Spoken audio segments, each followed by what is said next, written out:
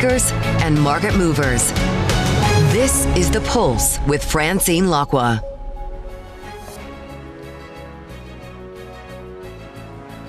Well, good morning, everyone, and welcome to The Pulse. I'm Francine Lacqua here in London. Another day, another tariff surprise from the Trump administration. Reports say that the U.S. has put tariffs on imports of 1 kilogram gold bars. Now, the move threatens more turmoil in the global bullion market and deals a fresh trade blow to the precious metals hub of Switzerland. There's also been progress in U.S. trade negotiations with Japan. Domestically, President Donald Trump plans to nominate his ally, Stephen Miran, to a seat of the Federal Reserve Board on a temporary basis. Now, Trump is calling for another high-profile figure to be axed also, and this time it's the chief executive of Intel who's come under fire. So in a moment, we'll find out what all of this means for the markets with Charlotte Ryland from CCLA Investment Management. But first, let's dig into some of the details of all of this. We're joined by Bill Ferries, our senior editor in Singapore, and Rosalind Matheson, our EMEA news director. Thank you both for joining us. So, first question, what's happening with gold?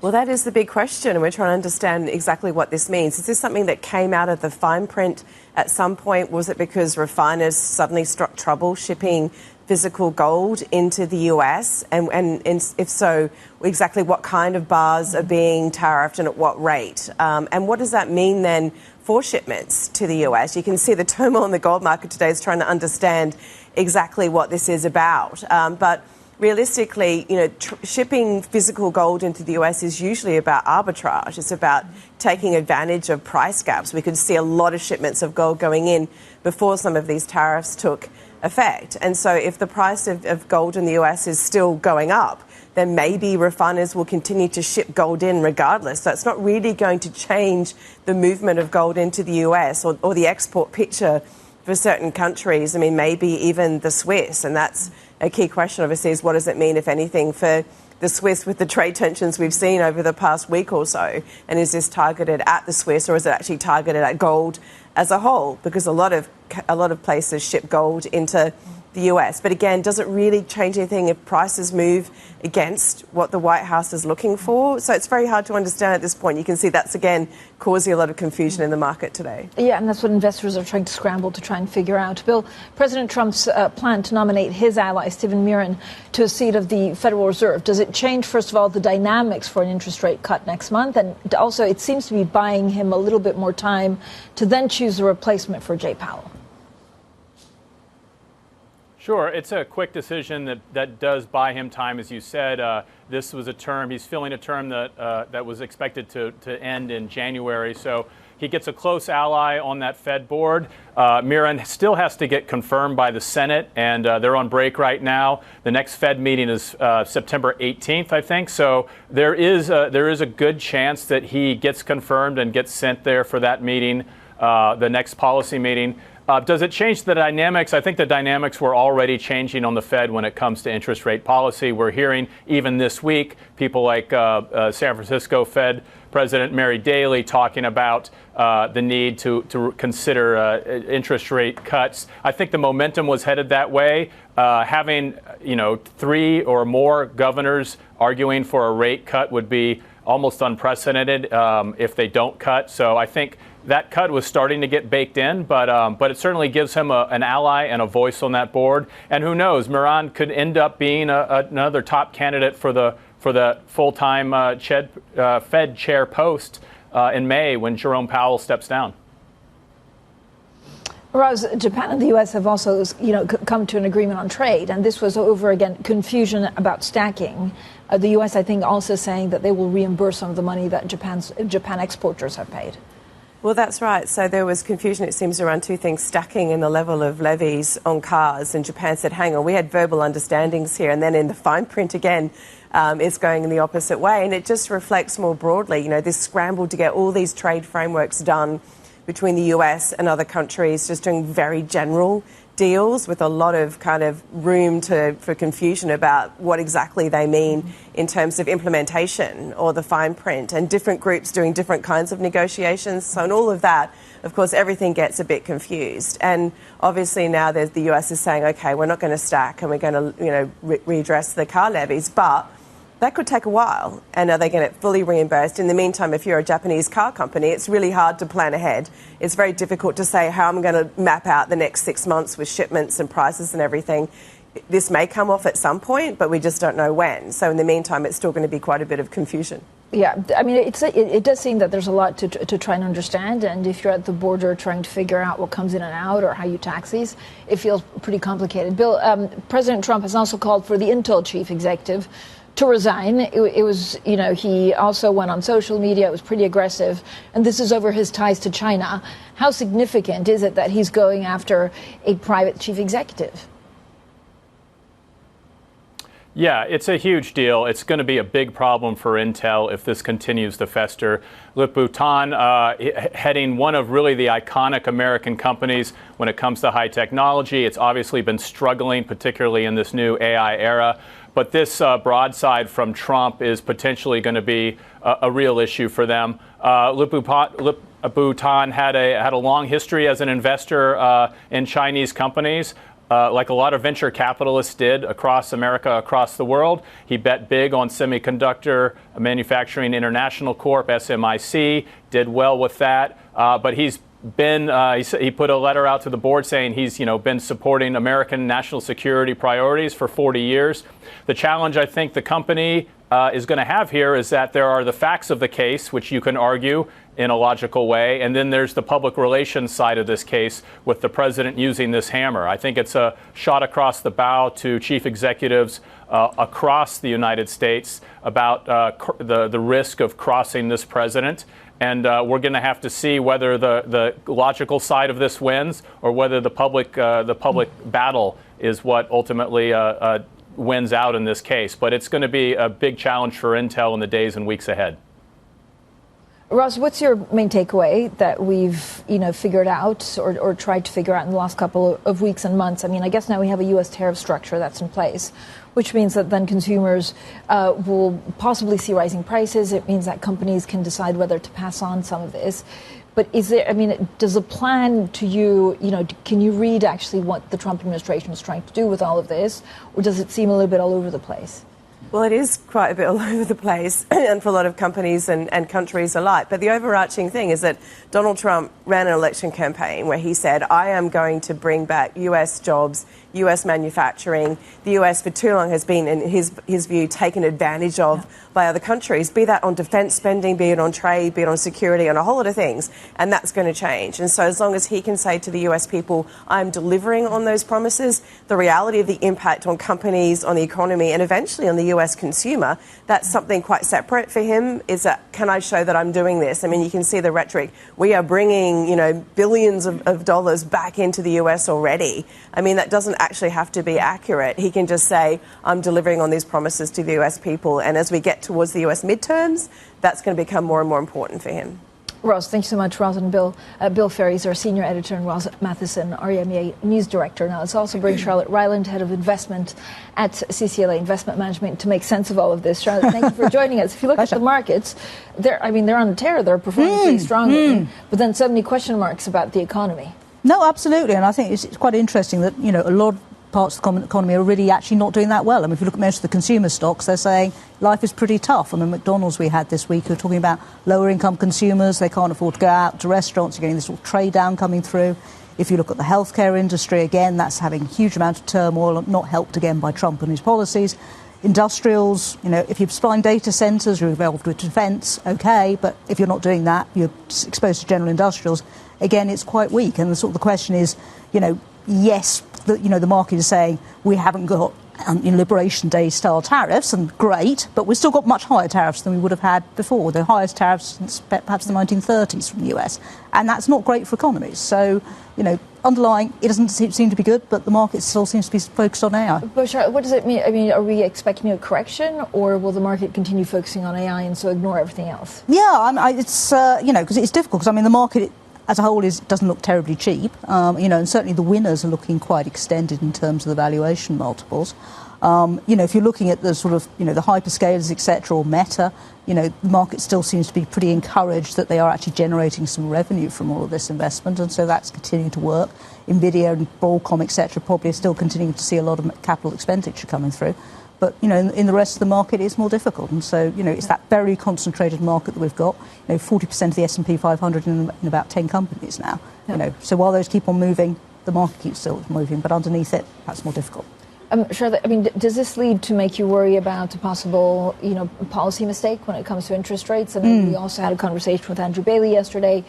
And he says, look, it's so finely balanced, which, the surprise yesterday was that they had to vote twice. I don't think we've seen this in modern history. No, absolutely. So I don't know what it means for interest rates, inflation, and therefore the bet on the market. Yeah, I suppose in the UK, the dilemma is that we clearly have quite a sluggish economy, but we also have much higher inflation, particularly than Europe. And so I can see why that sort of dilemma that you might want to be bringing down the rates, but actually you probably can't.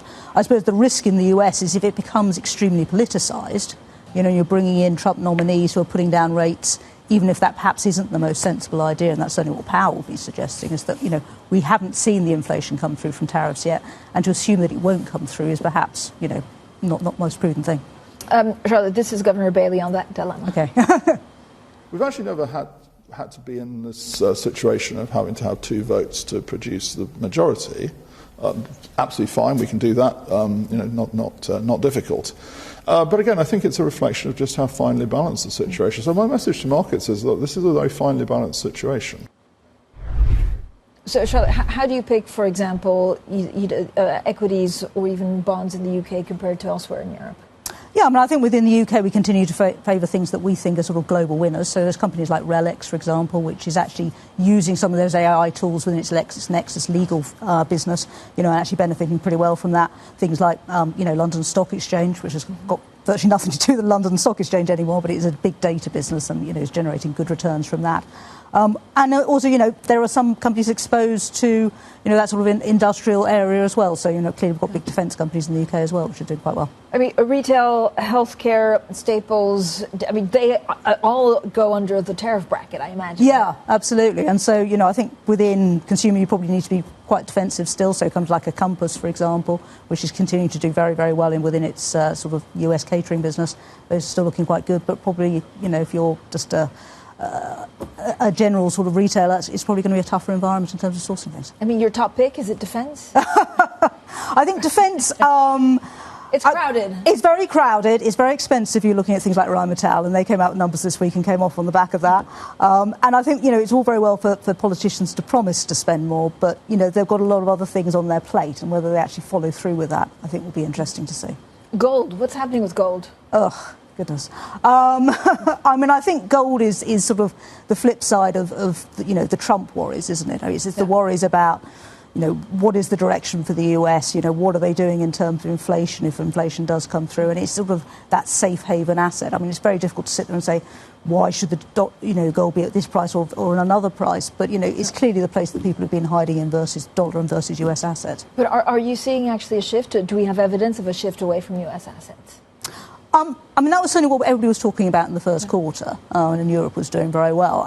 It seems to have come back again because people are saying, well, if you want to play AI and you want to buy the big tech companies which are still producing great profit, it sucks you back into the US. And there are a lot of great companies within the US, a lot of great return on capital businesses, and a lot of leaders of innovation. So I think these things can swing too far the other way on occasion. And, it's the corporate world is not the same as the political one.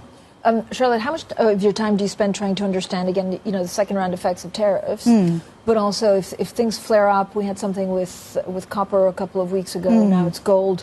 There's no way of positioning yourself against something that we don't know about, but is there a risk management tactic that you need to try and get in these times? I suppose for us, we try not to react too much to all these short-term swings because it is almost impossible to work out on a day-to-day basis what's going on in terms of Trump policy. Yeah. And so, therefore, you just focus yourself down on good quality businesses with, good margins, etc. Those should be able to weather through, the more difficult environment. What do you do with dollar?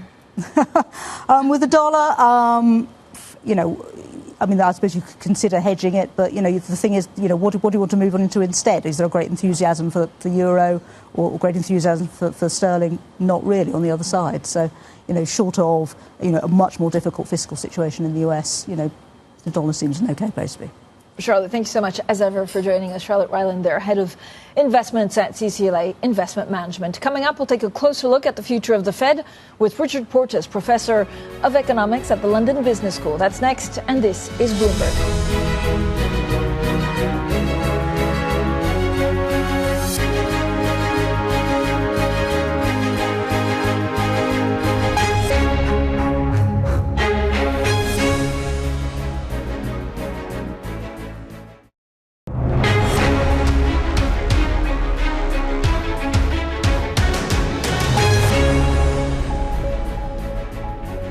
Welcome back, everyone. Now, sources have told us that the federal governor, Christopher Waller, is emerging as the top candidate to serve as the next head of the central bank. Well, Waller has met with President's team about the role, but has yet to meet with the Trump himself.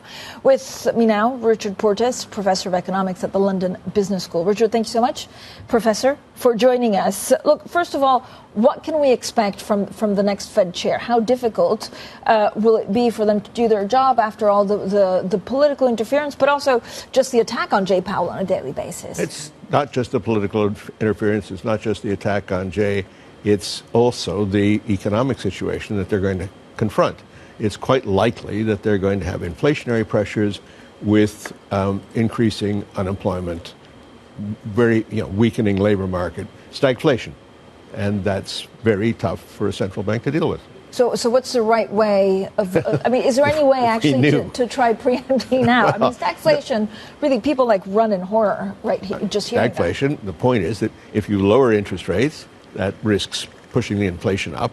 But if you keep them high, that tends to keep the job market cold. Yeah. So.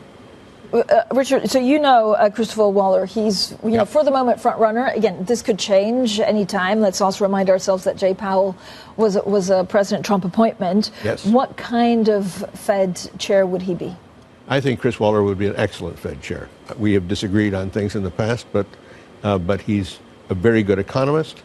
He's absolutely straight, honest, and he won't cave to pressure, which may, of course, disqualify him. But so this, I guess, is a concern. What do you think President Trump is looking for at the moment? Is he really looking for a yes man? Is it hard to be a yes man and then be independent afterwards? How does it work? If he's looking for a yes man, Chris Waller is not the right choice. He should go not necessarily to Kevin Warsh, because Kevin Warsh has been there. He's done that. He understands, I think, the importance of Fed independence. Hassett would be a disaster. Hassett has very little economics and less understanding of what a Fed chair should do and be. I think the international community would be very pleased to see Chris Waller as the next chair of the board. So President Trump also appointed someone to replace Adriana Kugler until January at least. What do you know, Steve Mirren? Steve Mirren. Don't know him personally. I've read what he's written. I see what he says, and it's all so self-contradictory. It's hard to believe. Here's a man who was a PhD student of Marty Feldstein. Marty famously resigned from his job as chair of the Council of Economic Advisors under Reagan because of the deficit. Okay. There's Mirren, who's certainly not fighting for improving the fiscal position of the United States. Mirren's positions on international stuff are really extraordinary. His views on the exchange rate, for example. He's talking about permanently overvalued dollar. Well, this is just nonsense. All you have to do is look at the curve, look at the numbers. The dollar was overvalued in the early 1980s, and then it came down. The dollar was probably overvalued in the early 2000s, and then it came down, and so on. Exchange rates fluctuate. The dollar fluctuates. It's not permanently overvalued. But is this what Donald Trump thinks? I have no idea. Do you know what Donald Trump thinks about anything from one day to the next? It's highly variable. Professor, I have no idea. Whether he believes that the dollar is overvalued, who knows? He certainly understands the United States has a big current account deficit. Is that caused by overvaluation of the dollar? No, it's caused essentially by the U.S. fiscal deficit. Yeah. But Professor, I mean, Stephen Miran, would someone with the views of Stephen Miran actually be confirmed? Yes, with the present Senate, anybody who Trump puts up will be confirmed. Anyone, even as Fed chair? Even as Fed chair. I think that's right. How many? Do you know how the process? And I've been hearing that the process under President Trump is a little bit different than in the past. That he really likes to get to know his possible Fed chairs on a personal level. I mean, again, what does that look like in the next 6 to 7 months? I don't know. He appointed Jay Powell, after all. It's hard to say, and he knows of the candidates whose names have been circulating. He knows Warsh perfectly well. Yep. He obviously knows Hassett very well. Yep. And he will get, if he's sensible, he will get to know Chris Waller. But the story was trailed that this week we would hear whom he wants as the next chair. We haven't heard that. That's the typical thing coming out of the White House. But could it be someone that we haven't even thought of, like could it be a private equity person that is close to Donald Trump? It could. I mean, I think Trump has said very explicitly that it is narrowed down to three names. Right? But, there are things that he says explicitly that he goes back on the next day. Professor, with Stephen Miran in the job, does it make it more likely that we get a cut in September from the Fed? No, I don't think it does much. I mean, he will certainly vote for a cut, but so will Chris, unless things change dramatically. His views on the job market at the time of the last decision were turned out to be correct. That it was weakening significantly, which other participants on the whole didn't believe. So I'm sure that he will be pushing for a cut, unless things dramatically change. He'll be pushing for a cut, and I think probably by that time, unless there's real strong evidence of inflationary impact of the tariffs, then there'll be a cut. Richard Portes, thank you so much for joining us. He is, of course, professor of economics at the London Business School, talking there about possible Fed chair and what that means for cuts. Coming up, with a Putin-Trump meeting expected soon, we're told in the next couple of days, we'll discuss what's at stake with Jaroslava Barbieri from Chatham House. That's coming up next, and this is Bloomberg.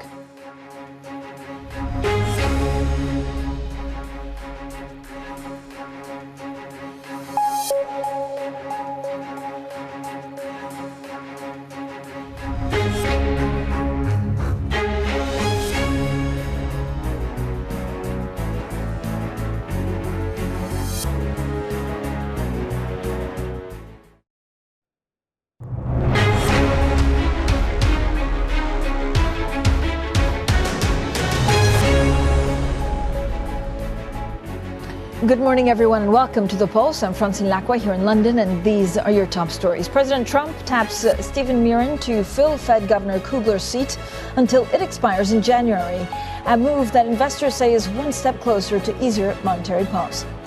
Gold spikes in New York on reports that the U.S. is to put tariffs on 1 kilo bullion bars, dealing a new blow to Switzerland. And the Israeli Prime Minister Benjamin Netanyahu secures cabinet approval for a full military takeover of Gaza. We'll discuss that in a second. Now, more on that story, and as we've just been saying, the Israeli cabinet approved for Netanyahu's plans to take full control of Gaza City, and that marks a new escalation of a conflict that's already devastated the Palestinian territory. The UN World Food Programme has warned 500,000 people are starving.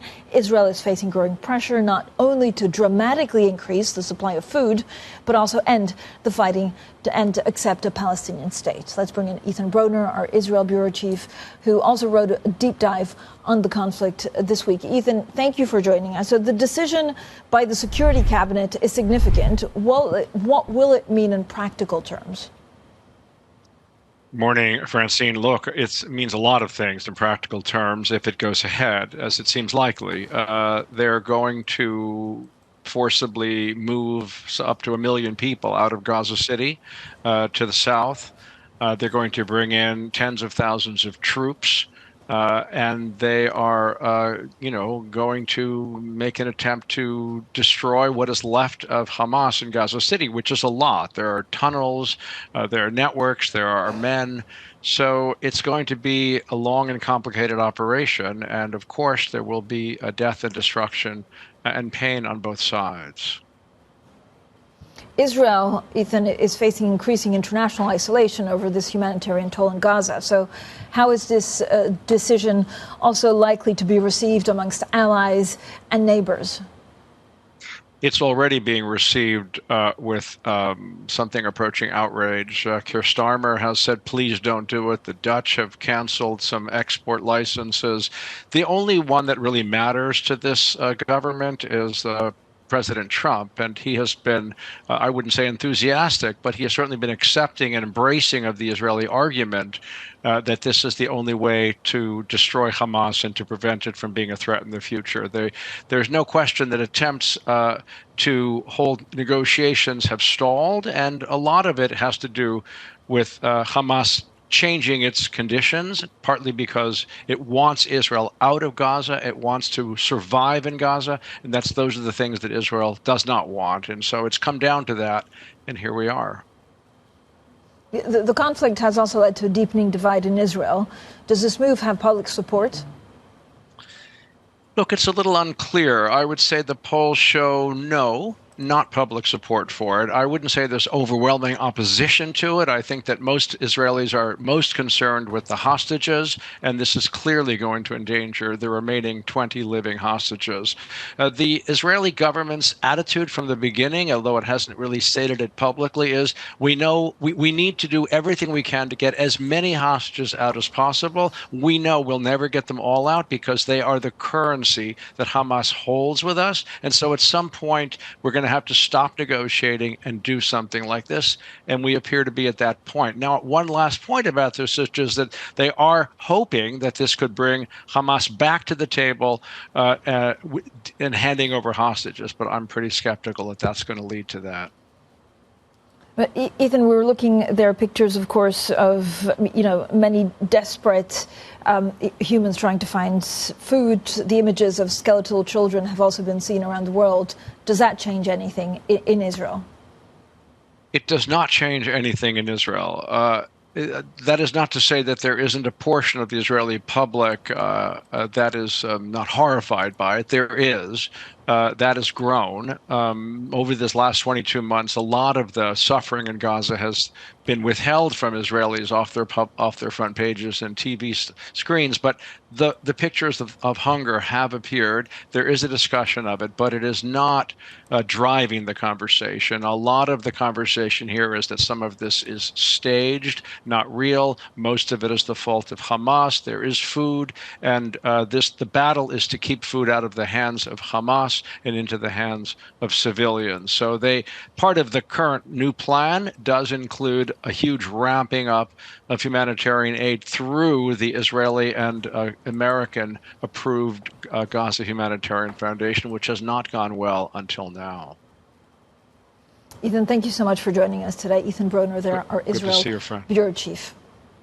Now, Donald Trump has told reporters that he'd be willing to meet with Vladimir Putin, even if the Russian leader had not yet agreed to also sit down with the Ukrainian President Volodymyr Zelensky. The U.S. president also commented on his deadline for Russia to end the war in Ukraine. Is your deadline still standing for Vladimir Putin to agree to a ceasefire tomorrow, or is that fluid now? It's going to be up to him. We're going to see what he has to say. It's going to be up to him. Very disappointed. Well, let's bring in our own Oliver Crook. Ollie, so what's the latest on this? We need to sort of explain how we got from bone-crushing sanctions on Russia today to an in-person meeting for the first time between Donald Trump and Putin of this administration, and basically how we got to there. So let's get through the what, when, where, and why of this whole situation. The why is potentially in large part because of that threat of sanctions that has pushed Putin to the negotiating table. In terms of when it will take place, all we know from the Trump administration and from the Kremlin, it will be in the next few days. We understand that there is a location that has been decided by the two sides. They have not revealed where where that is. The speculation is that it could be in the UAE or it could be in Turkey, a couple other candidates as well, but those are seen as the most probable. And then there's the question of the who. Who will the meetings be between? Will it be just Trump and Putin? That seems very likely. Also seems likely is Trump and Zelensky. The real question is, will there be a trilateral meeting between Trump, Zelensky and Putin? That, of course, would be without precedent since the beginning of this war and a major step forward. That is something that the Russians have sort of tamped down in terms of expectations. The opening positions here will highlight the difficulty of making any progress in this situation. For Ukraine, they said that they will not cede any territory. That's what they've said from the very beginning. What they demand is full withdrawal of Russian troops from Ukraine and, of course, reparations, paying for all the damage that the Russians have done to Ukraine over the last few years. Russia, for its part, wants to see sanctions lifted. They'd like to see a total demilitarization, or at least a largely demilitarization of Ukraine, and a guarantee that Ukraine will never join NATO. These two positions are basically completely irreconcilable at this stage. What the U.S. has sought to do is bring forward a conversation on a ceasefire. They have talked potentially about recognizing Crimea, which of course has been held by Russia since 2014, and they've talked about potential land control swaps within the east of Ukraine that could potentially facilitate some kind of conversation. Again, we should say with all of this, we're still very, very early in these conversations. What these conversations will look like. When you look at the map of what they're talking about here, again, this is sort of what the U.S. has proposed. This is something that Russia has rejected from the beginning, is potentially land ceding control in the east of Luhansk and Donetsk to the Russians, and then in here in Zaporizhia and Kherson, that would go back to the Ukrainians, and of course, the sort of key issue of recognition of Crimea. So these are the things that are on the table right now in this conversation, potentially leading up to this meeting between Trump and Putin that we're expecting now in the next few days. Ollie, thank you so much. Oliver Crook there with the very latest on Russia and Ukraine. Now, for more now on the possible face-to-face meeting between Donald Trump and Vladimir Putin and the prospects for peace in Ukraine, we're joined by Jaroslava Barbieri, research fellow at Chatham House. Jaroslava, thank you for joining us.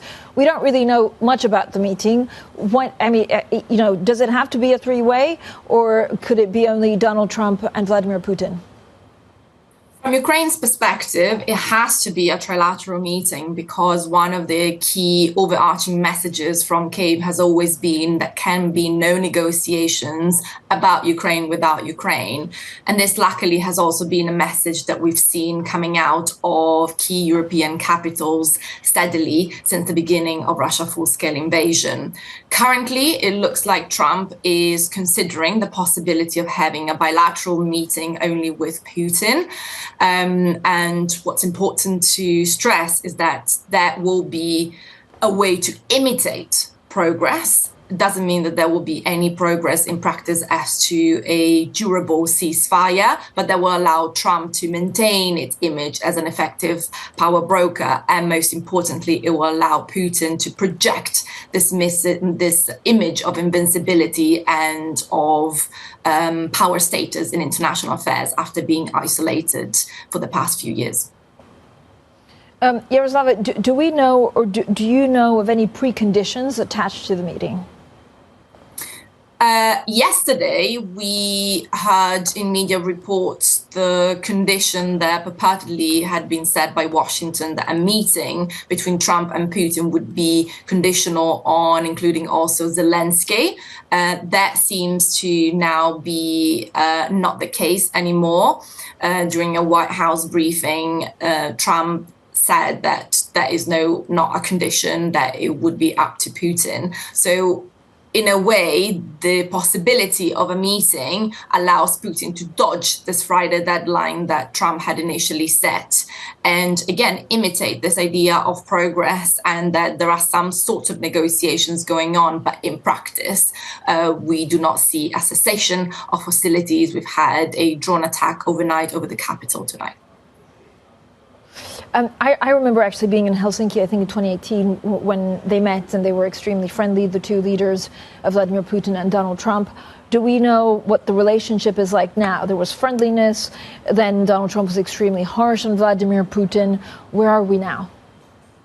Absolutely.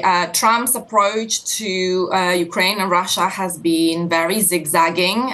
He has attempted all tactics so far. First, he has replicated the policy fallacy of the pre-2022 period, trying to put pressure on Ukraine. Then he has threatened to walk away. And now there is speculation of a potential significant U-turn on Russia, with Trump putting more pressure on the Kremlin. However, this is yet to be seen. We've seen Trump in the past walking past some of his threats. So the reality is that as of today, Friday morning, we do not have any significant agreement of a possibility of a durable ceasefire. So the bromance, is it coming to an end? It's not clear yet. It's certainly, what's clear is that Trump needs to project an image of someone that can, in effect, bring progress to the peace negotiations. But so far, I do not see the possibility of a ceasefire be very realistic, because the positions between Russia and Ukraine are very irreconcilable. I was going to ask you actually about that. Is there a landing zone? Like, what does peace negotiation, what does that look like? Currently, there is no landing zone because, well, the war has been existential for Ukraine from the beginning, because it's about the survival of the state and the nation as such. For Russia, it has become existential for the regime because, of course, it was a huge miscalculation, the invasion of Ukraine, and Putin now has no option but trying to push until the end on its maximalist demands. So that is the reality on the ground. And from a Ukrainian perspective, what's important is that Ukraine is not sidelined from any talks about the possibility of a ceasefire and conclusion of the war. And here, it's the role of European leaders will be key in making sure that military assistance to Ukraine is continued whilst this imitation of peace negotiations proceeds. Jaroslava, where's the EU in all of this? We have seen reports about Zelensky, in a diplomatic, very hectic day yesterday, talking to different European leaders. And then Witkoff was reporting about his meeting in Moscow. And so currently, it really seems that European leaders will be continuing to support Ukraine militarily and politically. And so that seems to be an irreversible trajectory. But it's very important that Europe, as an international actor, really takes a stance and pulls its weight as a diplomatic and military actor, and so that these declarations that they will continue to support Ukraine as long as it takes are not merely performative, but really practical. Jaroslava, thank you so much for joining us. Jaroslava Barbieri, the research fellow at Chatham House. Now, coming up, Tesla disbands its Dojo supercomputer team in a blow to its AI efforts. We'll bring you the details next. And this is Bloomberg.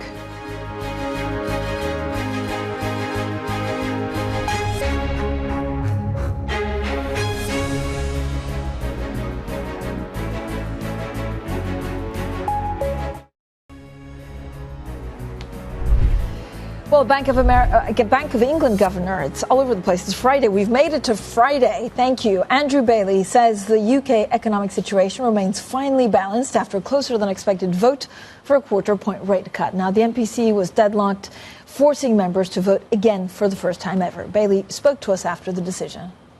We've actually never had to be in this situation of having to have two votes to produce the majority. Absolutely fine, we can do that, not difficult. But again, I think it's a reflection of just how finely balanced the situation. So my message to markets is, look, this is a very finely balanced situation. But finely balanced or complicated? Well, I think it's finely balanced. I mean, you might say that there's a lot of things going on under the surface in terms of influences on it, but it is finely balanced. Investors or markets are pushing back almost to actually no cuts this year. Could that make sense to you? Well, I think the fact that pricing is now, more sort of 50-50 going forwards, I think is a reflection of the fine balance. So that doesn't surprise me. But you're happy with that? There's no. I try to avoid pronouncing in that's a slightly sort of grand scale. But I think if we say something is finely balanced, I'm not surprised when you see that outcome. Perhaps that's the best way I can put it. Governor, when you look at the cycle, are we starting to approach the end of the easing cycle? I think the path is still downwards, and over time, I think there's more uncertainty about the sort of step by step, exactly when the steps are taken. Put it that way. Are you expecting a stabilization when it comes to the labour market? I mean, was April the worst of it because of some of the things that the government put in place? Well, what we've seen since May, when we did the last monetary policy report, is we actually haven't seen a lot of news on activity and the outlook for activity. What we have seen is actually pay increases come in a bit below where we thought they would be. Now, given that we were starting from a level where they were considerably above, obviously any level that's consistent with the inflation target, the fact that is happening obviously is welcome news. But that's the context in which a good part of the context in which we have to reach the judgment. So how do you look at the labour market over the next couple of months? Well, we think, interestingly, our agents around the country they do an annual pay settlement survey at the beginning of the year. So at the beginning of this year, they said they thought it would come in around about 3.7 as the sort of the middle of it, and we think it's actually pretty much on course for that. Inflation. Talk to me about inflation and the possibility of second round effects, given all of the tariff turmoil that we're seeing in August. So. Yes, I mean, there's obviously a vast amount of news being generated in the world economy at the moment, and we have to factor all of that in. However, having said that, actually, in our deliberations, I can say to you that actually it was the domestic situation that was more important. Now, that's not because I'm in any sense relaxed, in any sense dismissing the whole tariff issue. It's important, and by the way, I mean, we've obviously had the news that we've had since May means that the sort of average tariff level's a bit lower than we thought it would be in May, but it's still well above, obviously, where it's been in history. Well, that was the Bank of England Governor Andrew Bailey speaking to us yesterday. Now, new regulations since the global financial crisis may have added as many as 51 million hours of annual financial paperwork for Wall Street. Now, the increased buildup has been called a waste of time by JP Morgan Chief Executive Jamie Dimon. The estimate comes from new analysis by Bloomberg and is the subject of today's Big Take. Now let's get more from Bloomberg's Tom Metcalf, who leads our EMEA finance and investing coverage. Tom, first of all, congratulations on a great piece. Regulation is not usually the most exciting, but this is a very well researched, thought out piece that really also brings it to life. So congratulations to Laura and yourself. We've talked a lot about, again, regulation, the impact it has, but it's the first time we've put a number on it. Yeah, exactly. I think that's the real use case for this, because it's such a contentious topic. And look, you have two very clear sides. You have some people saying, rip it all up, it's wasting time, it's not doing anything. And then on the other side, people going, wait a minute, this is doing valuable stuff. And, it's really hard to put on cost on something that doesn't happen because you prevent it. So it's very contentious. And what Laura's gone out and done is basically be able to put a solid sort of set of numbers around what these extra regulations since the financial crisis do. So that's 51 million hours. So you can totally see why on the banking side, the Jamie Dimons of the world are sort of throwing up their arms. And I think it will be a useful sort of point of reference for this debate as it goes forward. And who knows what the Trump administration are going to do. But it's certainly a sign of just how much regulation there is out there. So is this throwing everything out or just stopping new regulation? Well, I think that's the biggest question. How far do the Trump administration want to go, right? And you listen to some of the rhetoric and you're like, wow, is this completely throwing everything out the window? I think at least what the industry wants is nothing like that. It's more a recognition that perhaps the regulation went a bit too far, and certainly on the ground, what they're seeing is people spending a lot of time buried in paperwork, and certainly bankers want that change. But of course they would say that, right? So flip it to the other side is the risk is you take away some of these regulations, ordinary people on the street get hurt. We see a return to sort of, I guess, the bad old days of huge scandals and stuff like that. Yeah, I mean, this is a problem. It's like it's always that, if it's smart regulation rather than more regulation, I think it is maybe how we'd see it. Tom, thank you so much. As always, Tom Metcalf, they're in charge of our finance team. Now, OpenAI is also rolling out the more powerful and long-awaited GPT-5, vying to stay ahead of increased competition from rivals in the US and China. Now, GPT-5 5 is designed to be more capable of coding and creative writing, as well as reasoning through complex queries. It will be available to all free users and many of its paid ChatGPT subscribers from today, with education and enterprise customers getting access next week. Brad Lightcap, the OpenAI Chief Operating Officer, joins Bloomberg Tech today for an exclusive conversation at 4:30 p.m. London time. Now, Bloomberg has also learned that Tesla is disbanding its Dojo supercomputing team, with its leader, Peter Bannon, leaving the company. Sources say the company has lost about 20 workers to Density AI, and the remaining Dojo workers are being reassigned. Now, we're joined by Craig Trudell, our Kartsar, but really our Elon expert. Craig, thank you so much for being with us. What does this mean for Tesla's plan to also develop its own chips to then use in driverless cars? Yeah, so this is a matter of for Tesla trying to sort of replicate or even, sort of out compete what NVIDIA, what one can do with NVIDIA, right?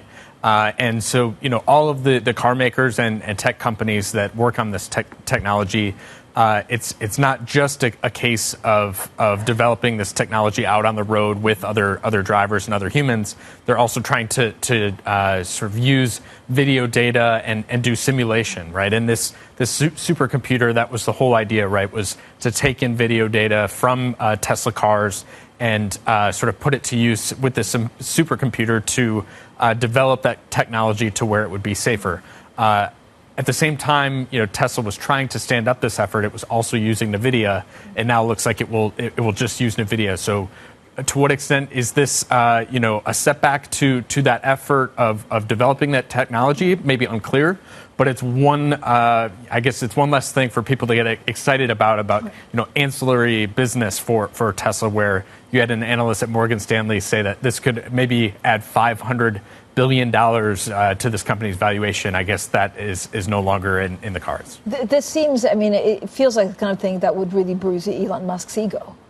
I think, unfortunately, it may be, and yet he's doing his best to sort of paper over that on X. He's talking about this idea that, using the next generation chips that Tesla designs but goes out and has TSMC and Samsung make for Tesla, that they're just going to focus on that, and it doesn't make sense to try and do this other project on the side as it's trying to scale those chips. Craig, there's also this massive rivalry between Elon Musk and Sam Altman when it comes to chess. Yes, and Giles Turner, our sports czar, sort of set the stakes for this. I'm reading this morning that, unfortunately for Musk, he was extremely thirsty for Grok to beat ChatGPT. Unfortunately, ChatGPT, it appears, prevailed and beat Grok pretty handily in a game of chess. So he'll have to try again next time, I guess. Again, I don't know how many times. Can you reprogram them? I'm sure that Musk will challenge Altman to another showdown, much like he was, challenging Zuckerberg. What was it last year to a cage fight? Yeah. Right? It's only a matter of time. Okay, at least the chess is maybe more civilized. Craig, thank you so much. Craig Trudell there, our Kartsar. Up next, at Bloomberg Brief, of course, I'll have a full rundown of exactly what's going on with gold. To be honest, it's unclear. There's a little bit of fresh turmoil in gold, with many analyst notes coming out and saying, what is this? Does it mean that we'll see more record highs? Is it here to stay? And this is because of a surprise import tariff. So we'll talk about gold, we'll talk about Fed, and of course, we'll talk about the markets. Up next, Bloomberg Brief, and this is Bloomberg.